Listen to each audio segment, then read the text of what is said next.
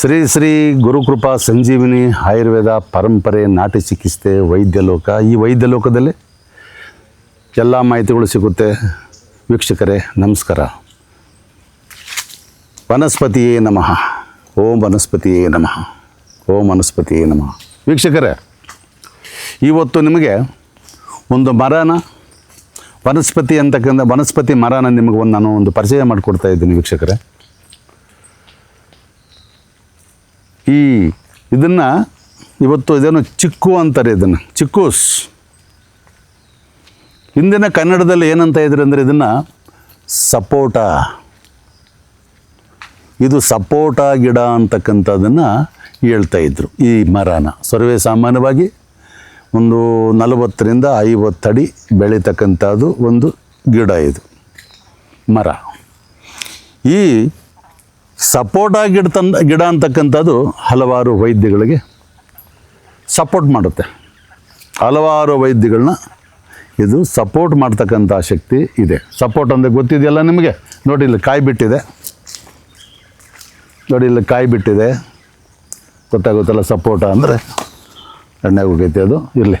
ಇದು ಕಾಯಿ, ಈ ಥರ ಕಾಯಿಗಳು ಬಿಡುತ್ತೆ. ಈ ಥರ ಕಾಯಿಗಳು. ಇದು ಸಪೋಟ ಗಿಡ. ಈ ಸಪೋಟ ಗಿಡ ಅಂತಕ್ಕಂಥದ್ದು ದೇಹಕ್ಕೆ ಒಳ್ಳೆ ಫಲಕಾರಿ ಆಗ್ತಕ್ಕಂಥದ್ದು ಸಪೋಟ ಗಿಡ.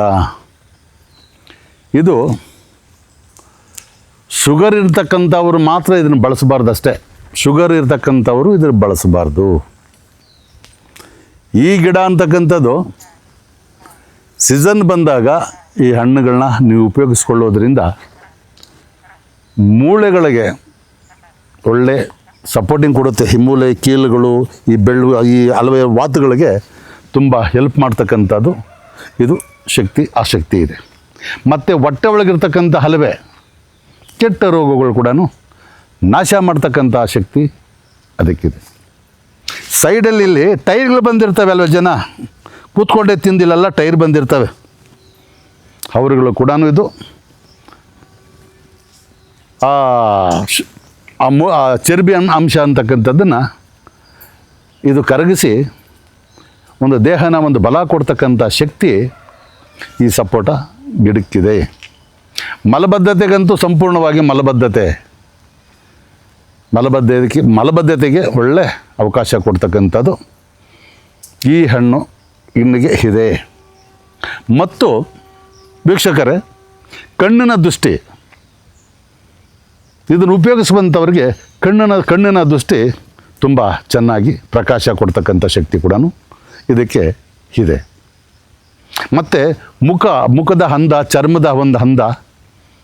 ಚರ್ಮದ ಒಂದು ಸೌಂದರ್ಯ ಕೊಡ್ತಕ್ಕಂಥ ಶಕ್ತಿನೂ ಈ ಸಪೋಟ ಅಂತಕ್ಕಂಥ ಒಂದು ಗಿಡದಲ್ಲಿ ಬರ್ತಕ್ಕಂಥ ಅದಕ್ಕೆ ಒಂದು ಅವಕಾಶನೂ ಅದಕ್ಕೂ ಹಣ್ಣಲ್ಲಿ ಇದೆ. ನೋಡಿ ವೀಕ್ಷಕರೇ, ಅಲ್ಲವೇ ದೊಡ್ಡವರಿಗೆ ಆಗಲಿ ಮಕ್ಕಳಿಗೆ ಆಗಿರಲಿ ಏನು ತಿಂದರೂ ಮೋಷನ್ ಮೋಷನ್ನೇ ನಿಲ್ಲಲ್ಲ. ಎಲ್ಲ ಡಾಕ್ಟ್ರ್ ಹತ್ರ ಹೋದ್ವಿ, ಸ್ವಾಮಿ ನಮ್ಮ ಮೋಷನ್ ನಿಲ್ಲಿಲ್ಲ. ಎಲ್ಲೋದು ಮೋಷನ್ನೇ ನಿಲ್ತಲ್ಲ, ಡೈಲಿ ಮೋಷನ್ ಆಗ್ತಾಯಿದೆ. ಏನು ತಗೊಂಡ್ರು ಕೂಡ ನಮ್ಮ ಮೋಷನ್ಗೆ ಒಂದು ಅವಕಾಶನೇ ಸಿಕ್ಕಲಿಲ್ಲ ಅನ್ನುವಂಥ ರೀತಿಗಳನ್ನ ನಮ್ಮಲ್ಲಿ ಅಲ್ಲವೇ ಬರ್ತಕ್ಕಂಥ ರೋಗಿಗಳು ನಮ್ಮಲ್ಲಿ ಹಂಚ್ಕೊತಾರೆ.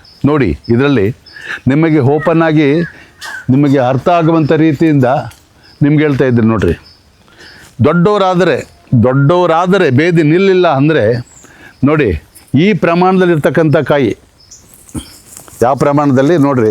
ಈ ಚಿಕ್ಕದಾಗಿರ್ತಕ್ಕಂಥದ್ದು, ಇದಕ್ಕಿಂತ ಚಿಕ್ಕ ಇದ್ರೂ ಪರವಾಗಿಲ್ಲ, ಈ ಚಿಕ್ಕದಾಗಿರ್ತಕ್ಕಂಥ ಕಾಯಿ. ಈ ಕಾಯಿನ ತಗೊಂಡು ಇಷ್ಟು ಗಾತ್ರ ಇದೆ, ಅರ್ಧ ಕಡಿದು ಚೆನ್ನಾಗಿ ಹಗದು ತಿನ್ನುವಂಥದ್ದು ಬೆಳಗ್ಗೆ, ಮಧ್ಯಾಹ್ನ, ಸಾಯಂಕಾಲ.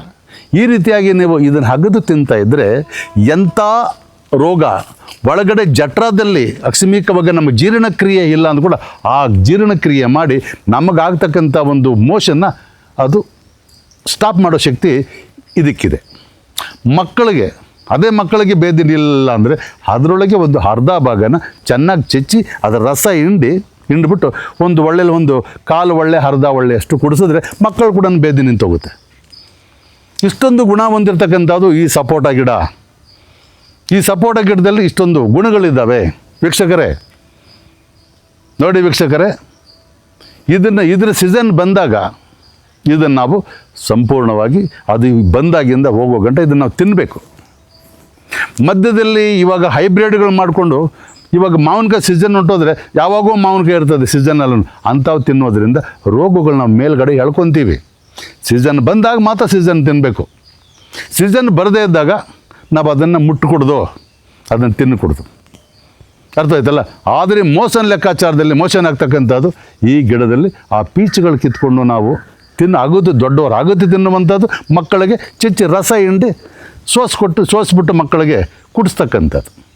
ಈ ಒಂದು ಗುಣ ಹೊಂದಿರತಕ್ಕಂಥದ್ದು ಈ ಸಪೋಟ ಮರ.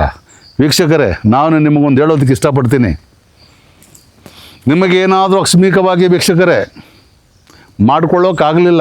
ಮಾಡ್ಕೊಳ್ಳೋಕೆ ನಿಮ್ಗೆ ಟೈಮ್ ಸಿಕ್ಕಲಿಲ್ಲ, ಆ ಗಿಡ ನಿಮಗೆ ಮಾಡ್ಕೊಳ್ಳೋಕೆ ನಿಮ್ಗೆ ಆಗಲಿಲ್ಲ, ಗಿಡ ನಿಮ್ಗೆ ಸಿಗಲಿಲ್ಲ ಅಂದಾಗ ದಯವಿಟ್ಟು ನಮ್ಮ ಶ್ರೀ ಗುರು ಕೃಪಾ ಸಂಜೀವನಿಗೆ ಭೇಟಿ ಕೊಡಿ. ಈ ಸಂಜೀವನಿ ಅಂತಕ್ಕಂಥ ಒಂದು ಔಷಧಿಗಳನ್ನ ನಾವು ಕೊಡ್ತೀವಿ. ನೀವು ಯಾವುದೇ ಕಡೆಯಿಂದ ಬಂದು ಕೂಡ ನೀವು ಬೆಂಗಳೂರು ಕಡೆಯಿಂದ ಬರಬೇಕಾದ್ರೆ ಕುಮ್ಮಲಗೋಡಿಂದ 2ನೇ ಸ್ಟಾಪು ಕಣ್ಮಣಿಕೆಯಿಂದ ಬನ್ನಿ.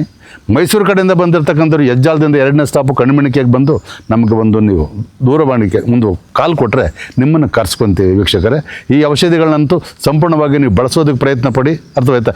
ನಮಸ್ಕಾರ ನಮ್ಮ ವೀಕ್ಷಕರಿಗೆ.